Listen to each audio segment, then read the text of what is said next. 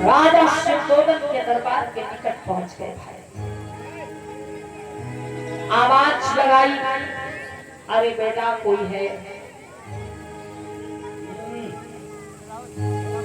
वो आज सवेरे सवेरे पता नहीं कहाँ सवेरे है, सवेरे उठा के तरफ है।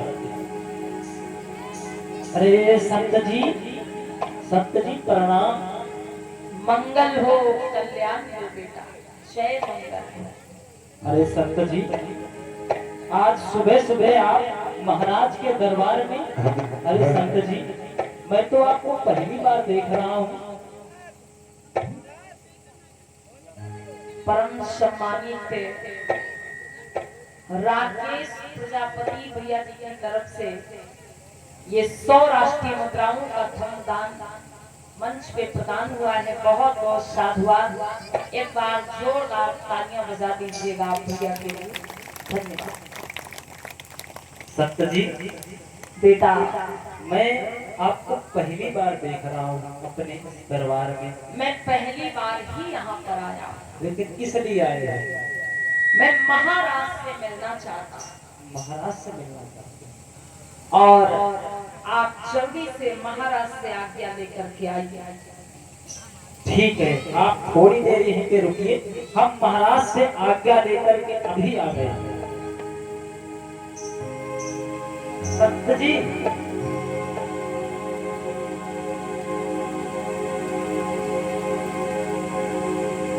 महाराज। कहिए मंत्री जी। एक बाबा संत जी आए हुए हैं। संत जी आए हुए हैं? हाँ। तो उनको दरबार के बाहर क्यों रोक करके आए? वो आपसे मिलना चाहते हैं। अरे हाँ, हमसे मिलना चाहते हैं तो आप जल्दी से जाइए और उनको तुरंत दरबार में लेकर के आइए। ठीक है महाराज, जैसे आपकी आज्ञा। सभी के संत जी ने आपको महाराज ने तुरंत दरबार में बुलाया है। राजा शुद्धोधन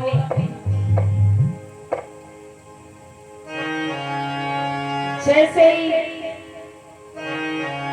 आज एक तपस्वी को अपने दरबार में आए हुए देखा है कि चरण में शीश नवायो,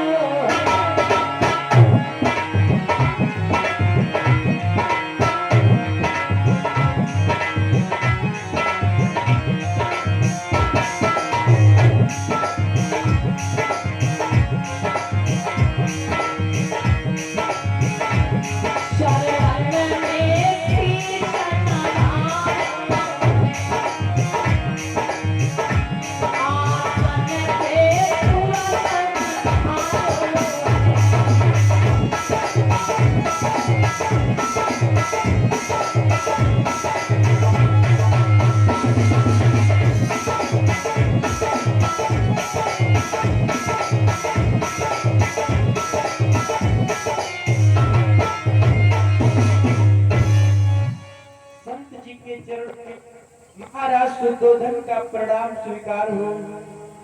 जय और मंगल हो राजन, जय और मंगल। अरे कहिए संत जी, मैं आपको अपने राज दरबार में पहली बार देख रहा हूँ संत जी। कहिए आप कहाँ से चल करके आए हैं और क्या आपका नाम है संत जी? हमारे राज्य में किस लिए आए हैं संत जी? महाराज कहिए। मुझे लोग आशीष मुनि के नाम से जानते हैं और मैं हिमालय के तलहटी से चल के आया हूँ राजा। कहिए संत जी।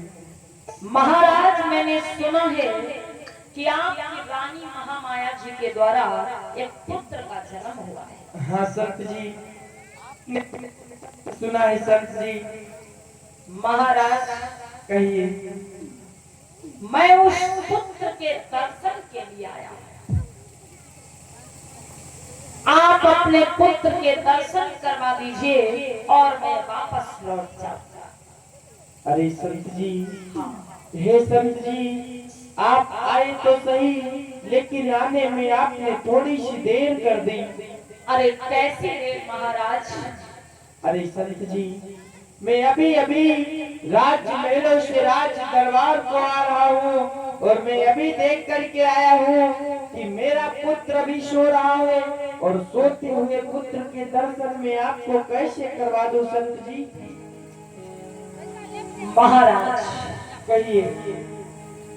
आप क्या कह रहे हैं कि मेरा पुत्र अभी सो रहा है? हाँ संत जी। अरे महाराज, शायद आपको जानकारी नहीं है, आपकी रानी महामाया का जन्म हुआ है। हाँ संत जी। वो कोई साधारण पुत्र, ऐसी महान विभूतियां इस धरती पर जन्म लेती हैं खुद सोने के लिए नहीं। ज्यादा देर तक सोती नहीं रहती।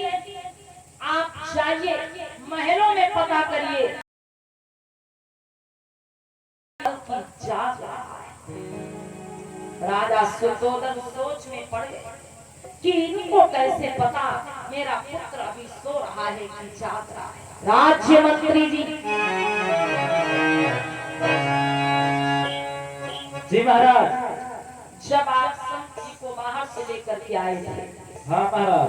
तो आपने मेरे पुत्र के बारे में इन्हें कुछ बताया? हाँ नहीं महाराज, नहीं महाराज, हम कुछ नहीं बताए महाराज।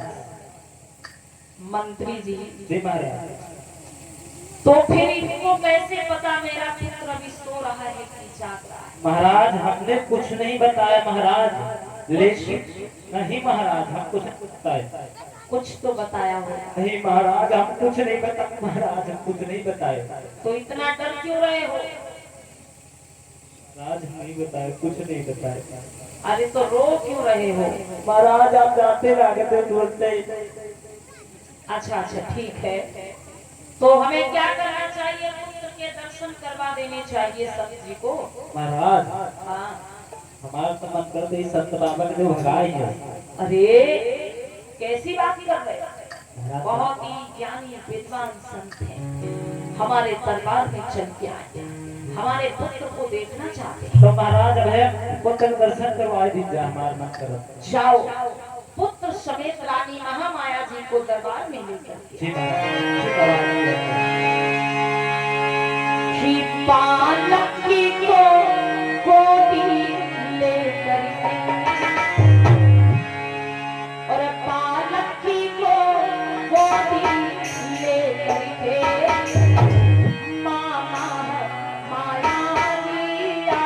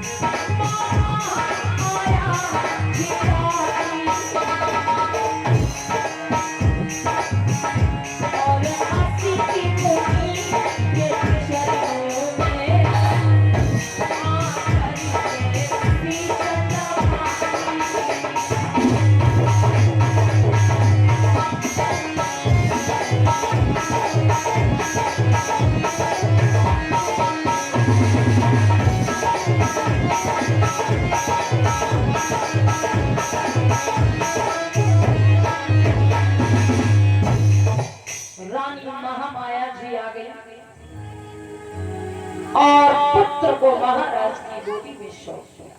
लीजिए संत जी, आप मेरे पुत्र के दर्शन करना चाह रहे थे संत जी, लीजिए आप दर्शन कर लीजिए।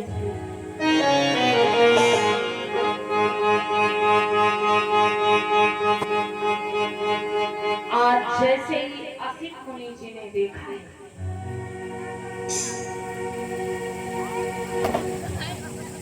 मंत्री जी महाराज, आज हमारे पुत्र के जन्म का 5वां दिन। हाँ महाराज। अभी तक आपने पुत्र को देखा नहीं है कि आप इस तरीके से देख रहे हो। महाराज तनु तनु देख के रहो। हाँ, तो ऐसा करिए, आप ही पहले ठीक है देख ले।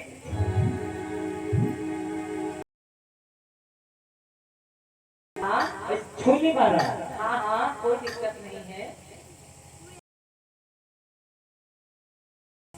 महाराज हाँ खूब मुस्कुरा रहा है आप एक तरह महाराज, जैसे आप महाराज मुस्कुराते हो। हाँ,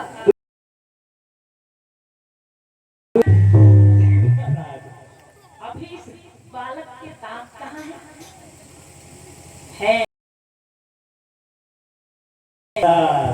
है ना? देखिए देखो महाराज, जो नाक है महाराज वैसे निकली ना तोता तना, वैसे महाराज। मंत्री जी खड़े हो जाइए। आप लीजिए संत जी, आप मेरे पुत्र के दर्शन कर लीजिए। आज प्यारे बंधु, जैसे ही असित मुनि जी ने बालक के दृष्टि डाली, तो क्या पाया कि वो बालक 1 2 3 4 5 32 शुभ लक्षणों से युक्त है।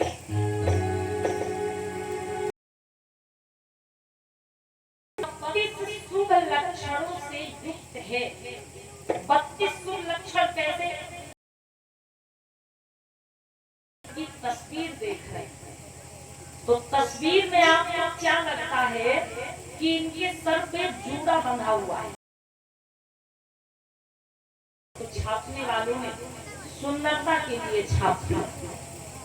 सिद्धार्थ गौतम जी का जब जन्म हुआ था, माताओं मांस निकला हुआ था, ऐसा लगता था कि इनके 2 भरा हुआ था सर पे। सिद्धार्थ गौतम के जो बाल थे एकदम लच्छेदार बाल, चौड़ा था, भौहें एकदम तलवार के समान थी, पलकें ज्यादा लंबी थी, काली नहीं एकदम नीली थी। सिद्धार्थ गौतम के कान गौतम के मुख में 32 नहीं बल्कि 40 दांत थे, एकदम सटे हुए, एकदम मिले हुए। और सबसे बड़ी बात ये कि जन्म से ही उनके मुख में दांत निकले हुए थे। वो इतने लंबे थे कि जब वो कुछ खड़े होते हैं, सीधे एकदम सीधे खड़े होकर ही उनको घुटनों को छूने के लिए ऐसे झुकना नहीं पड़ता, एकदम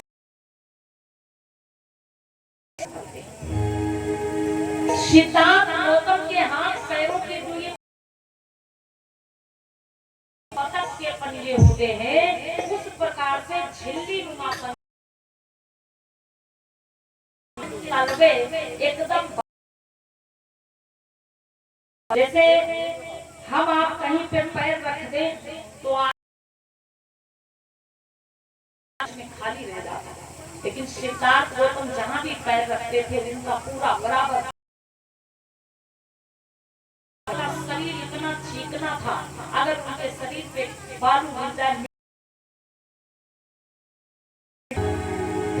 असित मुनि जी ने जब बालक के शरीर में ये लक्षण देख भाई होनहार वीरवान के होत चीकने जी ने बालक के शरीर में जब कुछ ऐसे विचित्र लक्षण देखे हैं, गाना नहीं गा पाए। असित मुनि जी बड़े ये भाई इतना प्रसन्न हुए कि वो छोड़ कि मुनि बाहु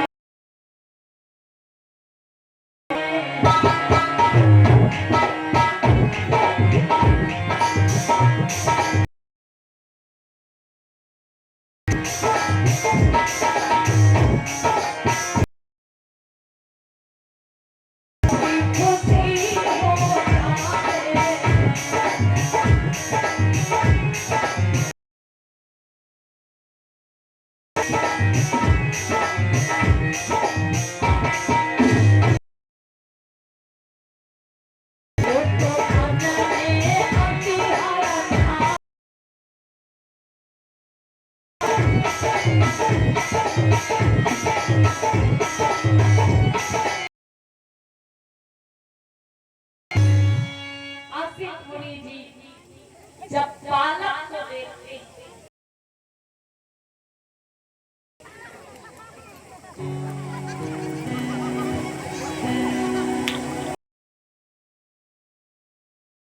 मंत्री जी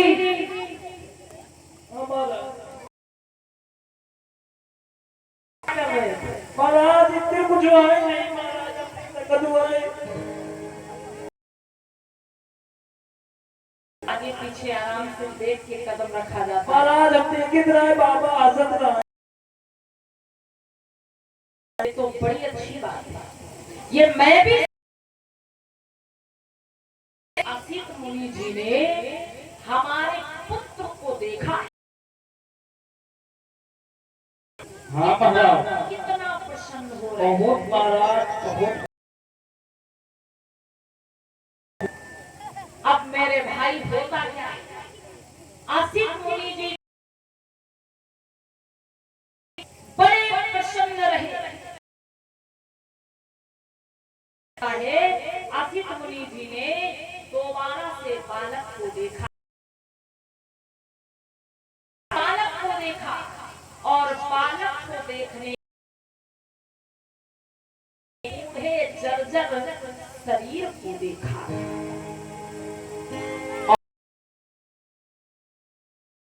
पर बैठ गए।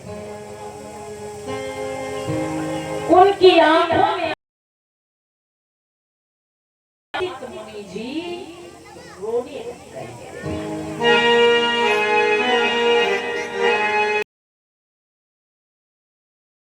मुनि जी जब रोने लगे तो राजा शुद्धोधन दुखी हो गए, सोचने लगे कि ये क्या बात हुई। अरे ये संत जी अभी तो हंस रहे थे, बड़े प्रसन्न थे, और अचानक से ये रोने लगे, इसका क्या कारण हो सकता है। अरे संत जी, हे संत जी, कहो राजा। आपने जब पहले मेरे पुत्र को देखा संत जी, तो आप खुश हो रहे थे, आप हंस रहे थे, लेकिन जब दोबारा आपने मेरे पुत्र के संत जी, कहिए इसका क्या कारण है।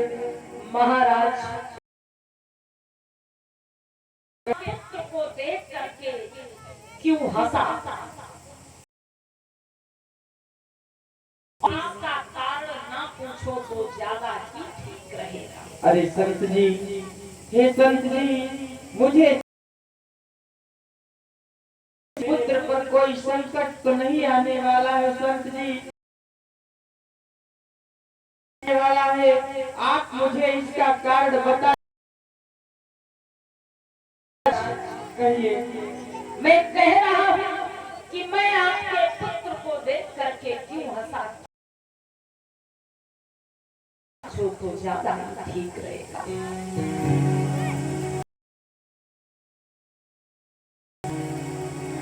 राजा शुद्धोधन हाथ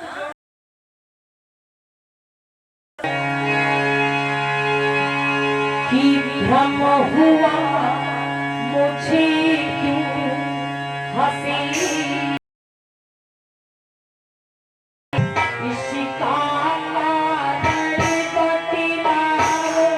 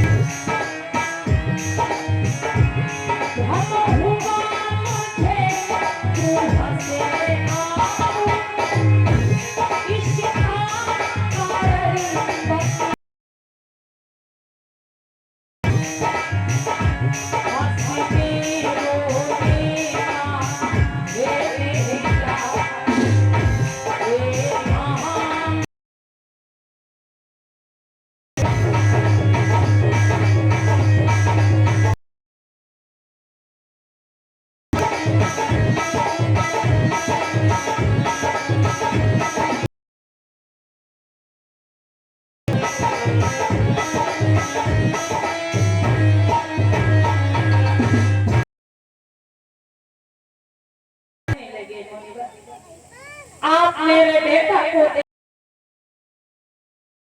मुझे इसका कारण बता दीजिए। असित मुनि बोले महाराज को देख करके क्यों हंसा क्यों रोया आप जान नहीं। हे महाराज हाँ संत जी। आपके पुत्र को ये संत जी। आपके पुत्र को जब मैंने देखा हाँ तो मेरा आंतरिक अनुमान कह रहा है पुत्र यदि महलों में रहेगा तो बहुत बड़ा पुत्र अगर महलों में रहेगा।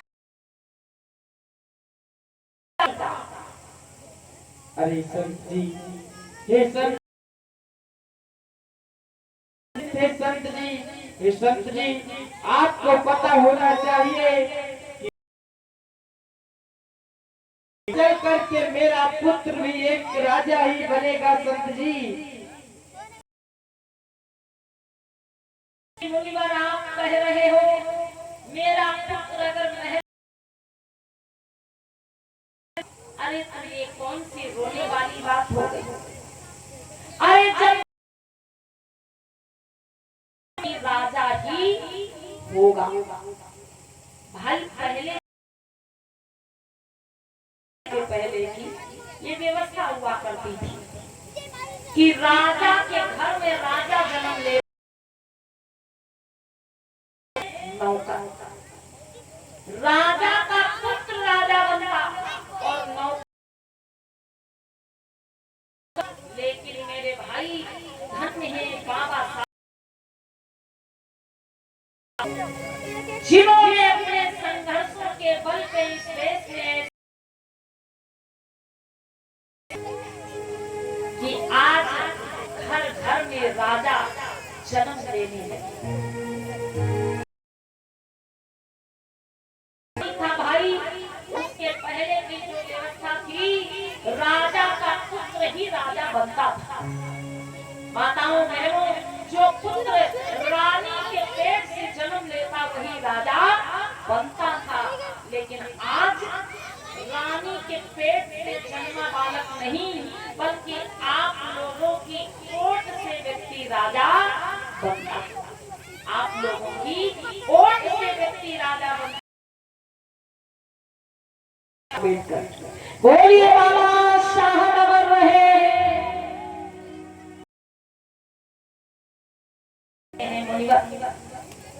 जब मैं राजा हूं तो मेरा पुत्र भी राजा बनेगा।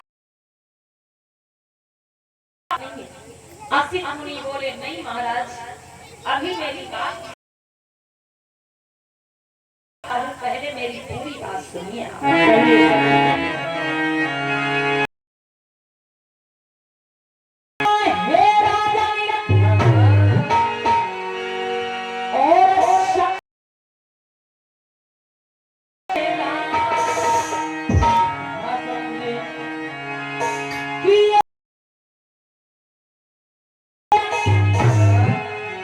चक्रवर्ती भूप कहाएगा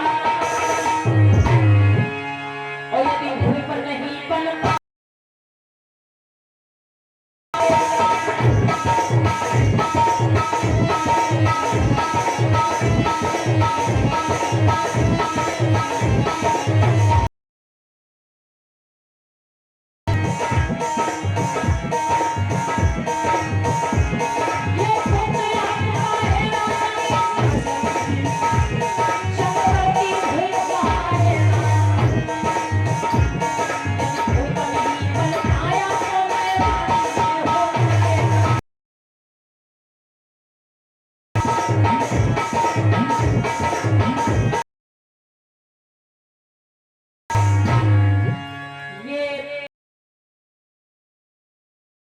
हाँ संत जी।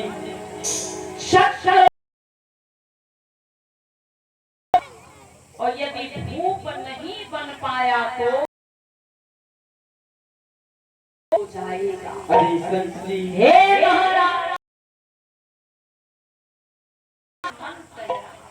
हाँ मेरा आंतरिक अनुमान कह रहा है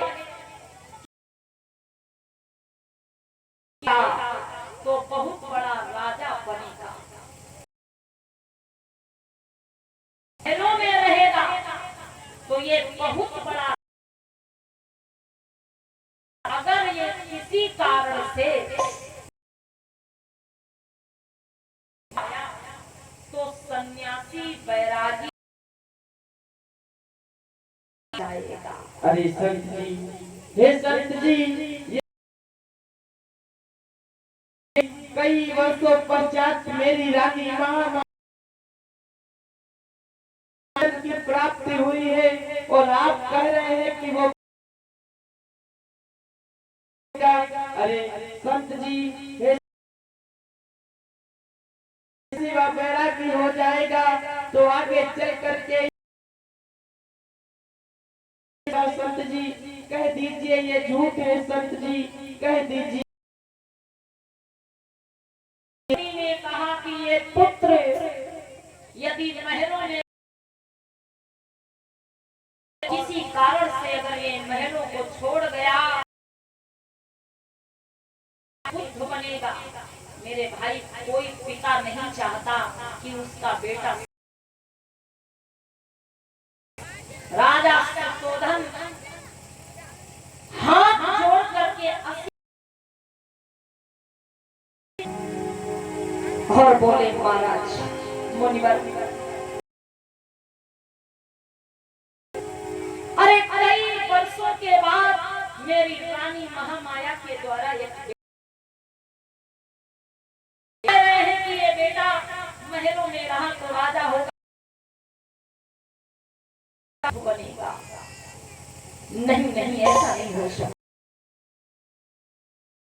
ये नहीं हो सकता। आप कह दीजिए आपकी बात ये झूठ है। मन कभी झूठ नहीं बोलता। आपके पुत्र के शरीर में जो तो यही प्रतीत होता है कि आपका पुत्र बुद्ध बनेगा। बोलिए भगवान बुद्ध की।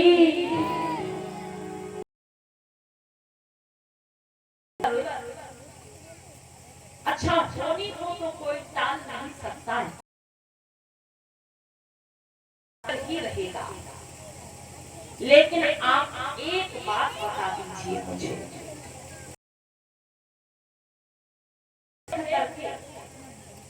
पहले हंसे इसका क्या कारण है? आसिफ मुनि जी से कह रहे हैं कि पहले आप मेरे फिर रोए, इसका क्या कारण है? यही आसिफ मुनि बोले महाराज कहिए संत जी। जब मैंने आप मुझे ऐसा लगा कि ये पुत्र आगे चलकर अर्थात बुद्ध होगा तो मैं हंसा, मुझे खुशी हुई जब मैंने अपने बूढ़े जर्जर शरीर को देखा, हाँ संत जी, जब मैंने अपने बूढ़े जर्जर शरीर रोया, क्यों? क्योंकि आपका पुत्र तो अभी मां,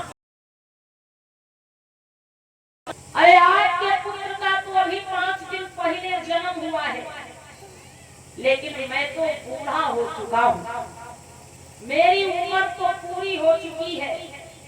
जब तक आपका पुत्र बड़ा हो करके, जब तक आपका पुत्र बड़ा हो करके एक ज्ञानी पुरुष बनेगा अर्थात बुद्ध बनेगा, तब तक मैं इस दुनिया में जिंदा नहीं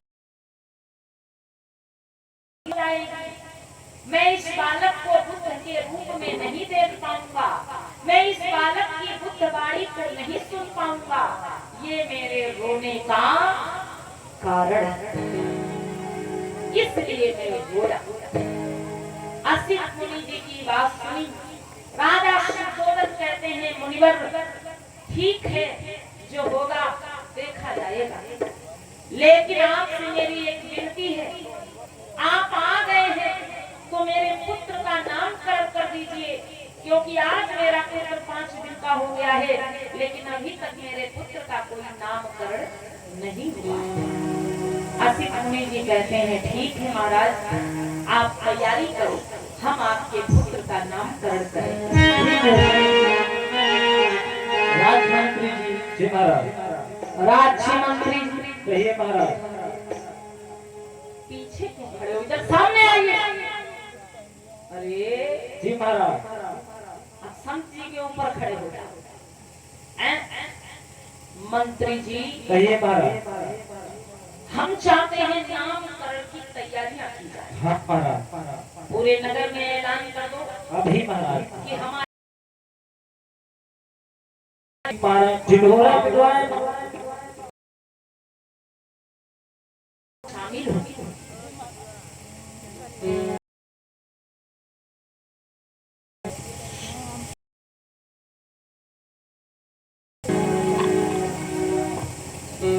महाराज। हाँ, मतलब निमंत्रण देना है।